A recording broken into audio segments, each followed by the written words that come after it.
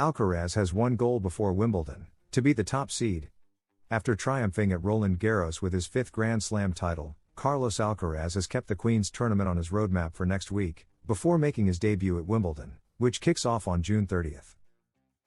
The Mercian, champion at Roland Garros last Sunday in an extraordinary final against Jannik Sinner, will return for the third consecutive year to the ATP 500 in London, where he claimed the title in 2023 and lost in the second round in 2024. As for the ranking, Queen's is an opportunity to recover 400 points in the race to overtake Jannik Sinner. The Italian currently holds a 2,030-point lead over the Spaniard, but he has 500 points to defend next week in Halle, whereas Alcaraz has room to gain, having lost in the second round at Queen's last year. In the best-case scenario, winning the title while Sinner loses in his opening match, Alcaraz could cut the gap by 900 points. However, he won't be able to reclaim the number 1 ranking until after Wimbledon, as he will not gain any points there due to being the defending champion. After defending his title in Paris, Alcaraz flew to Ibiza, with a layover in Madrid, and after 4 days of partying on the island, he will stop in Murcia before heading to London on Friday. Over the weekend, his media duties are scheduled for Saturday. He will speak to the press in London, and he is set to debut on Tuesday or Wednesday next week. The player from El Palmar will be the top seed in a tournament that also features Taylor Fritz, Jack Draper, Lorenzo Musetti, Alex de Minaur, and Holger Rune. Sinner strikes back at Carlos Alcaraz. The Italian tennis player pulls away from Alcaraz in the ATP rankings and may create a significant gap in the coming events. Carlos Alcaraz has struck a real blow to Jannik Sinner. The Spanish player has claimed the Roland Garros title after defeating his biggest rival in the ATP and the world number 1 in a dramatic comeback. The Italian had won the first 2 sets and had 3 match points to win his first Grand Slam title on clay. But Alcaraz turned the match around and took the victory, delivering one of Sinner's most painful defeats. The world number 1, visibly devastated after the longest final in Roland Garros history, saw Carlos Alcaraz become his nemesis on the tour. Jannik can dominate all his rivals, but he has a problem with the ATP number 2. Their head-to-head record stands at 8 wins for the Spaniard and only 4 for the Italian. However, despite this Roland Garros loss, Sinner still managed to gain ground over Alcaraz. That's because Alcaraz was defending the title, meaning he didn't gain points, he simply didn't lose them, while the Italian did gain points, specifically 500, since he achieved a better result than in the previous edition. In 2024, Jannik reached the semifinals, losing to Alcaraz. Thanks to these points, he further distances himself from Carlos, who wants to challenge for the number 1 spot, and could open up a real gap in the upcoming events. Sinner could pull away from Alcaraz significantly. In the coming weeks, Sinner has the opportunity to strike back at Carlos. At the next major event, Wimbledon, the Mercian also has to defend the title, so if he doesn't win it again, he'll lose significant points. Meanwhile, the Italian has a chance to earn a substantial amount since last year he was eliminated in the quarterfinals by Daniil Medvedev. Thus, it doesn't seem hard for him to surpass that stage this time, as he's been nearly unbeatable this season, except against Carlos, though tennis is always full of surprises. If Jannik reaches the semifinals or the final, he will have defended the 400 points and added several more, potentially opening a significant lead over Alcaraz, especially if the Spaniard doesn't win the title. Currently, 2,030 points separate Carlos and Jannik in their battle to be world number 1. Ferrero and the warning to Alcaraz after winning Roland Garros: remember you're a tennis player? Juan Carlos Ferrero, former world number 1 and Carlos Alcaraz's coach, appeared on El Larguero of Cadena Ser after the Mercian's triumph at Roland Garros, his second title in Paris. The Valencian coach, asked about his player's current whereabouts after achieving such a rare feat, couldn't help but laugh. Ferrero's laugh when asked about Alcaraz's current location says it all. Disconnecting, the Mercian's coach said amid chuckles with Manu Carreño. He then talked about what he told Carlitos on Sunday after the final. Yesterday I told him to have fun, that he deserved it, but to remember he's a tennis player at all times. We knew these days would come. Ferrero once again defended Alcaraz, who has faced criticism in the past for his disconnections or his way of enjoying his free time. We know how he is, it works for him. He comes back mentally refreshed. It's not just about partying. It's the act of disconnecting, being with friends, not thinking about tennis, being a normal 22-year-old, as normal as he can be, and then coming back to work motivated and focused on what he has to do. Ferrero addressed the criticism Alcaraz faced at the time. Obviously, people talk about everything. When the documentary came out, we knew there would be some negative comments, especially if he lost. If he had lost here, people would have said now go to Ibiza to prepare yourself.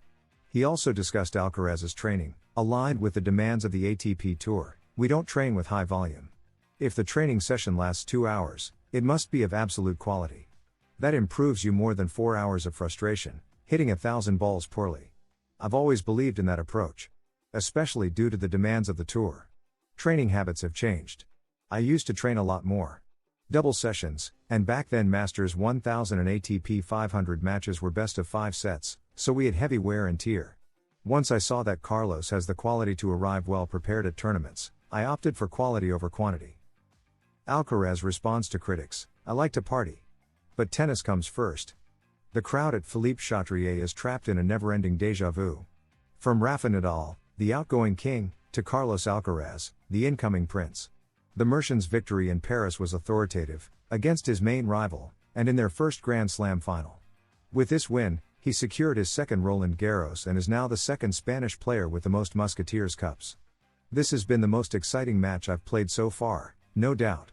The match had everything, very good moments, very bad moments. I'm very happy and proud of how I handled it all. It wasn't easy. It was the first match where I came back from 2 sets down. I think there was no better occasion to do it than in a Grand Slam final, he said after the match. With his triumph at Roland Garros, Alcaraz silenced all the criticism surrounding him. The reason?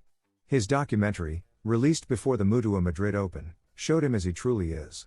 Many perceived his mindset, wanting to enjoy life while competing at the highest level, as a mistake. He won't win Grand Slams going to bed at 7 a.m., Roberto Bautista commented.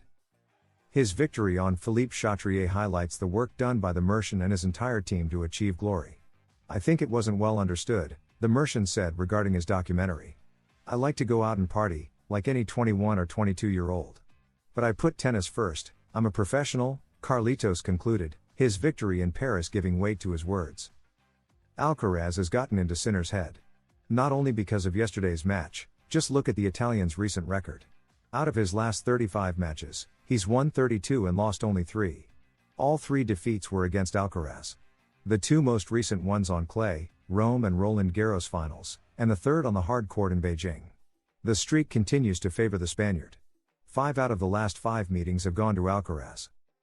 Here's how much money Carlos Alcaraz earned for his victory at Roland Garros and what he'll pay in taxes. The Mercian will receive the largest purse in the tournament's history but must pay a high percentage in taxes as he resides in Spain. Carlos Alcaraz made history at Roland Garros after winning an epic final against Jannik Sinner, a match that lasted over 5 hours and is now considered the longest final in the tournament's history. The Mercian triumphed in a grueling 4-6, 6-7, 4, 6-4, 7-6, 3, 7-6, 2, battle, coming back from 2 sets down and solidifying his place among the tennis elite. Beyond the trophy and sporting recognition, the win also brings a substantial financial reward, but also a significant tax bill. The Roland Garros organization announced that the 2025 winners will receive a prize of €2.55 million, the highest in the tournament's history, marking a notable increase from the previous year, when champions earned €2.4 million. This increase in prize money reflects the tournament's growth and the equal pay between men's and women's singles champions. After his victory on the Philippe Chatrier court, Alcaraz secured an economic prize befitting a star of the circuit. However, a large portion of that money must go toward taxes, as is the case with all professional athletes. Even though Roland Garros takes place in Paris, the Spanish player must pay taxes in Spain on the income earned. According to estimates from the tax advisory firm TaxDown, Alcaraz must declare the full amount of the prize in his country of residence, meaning the Spanish tax agency will apply an effective tax rate of around 47.5%, a combination of national and regional rates from Murcia, where the player usually resides. With this tax burden, the actual prize Alcaraz receives after his Roland Garros victory would be nearly halved.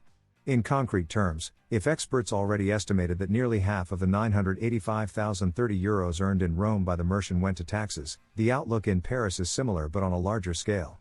Of the €2.55 million prize, about €1.34 million would remain with the player, while the Spanish treasury would collect roughly €1.21 million. It's worth noting that the tax impact in Spain varies depending on the region of residence. For example, if Alcaraz were domiciled in Madrid, the regional rate would be lower.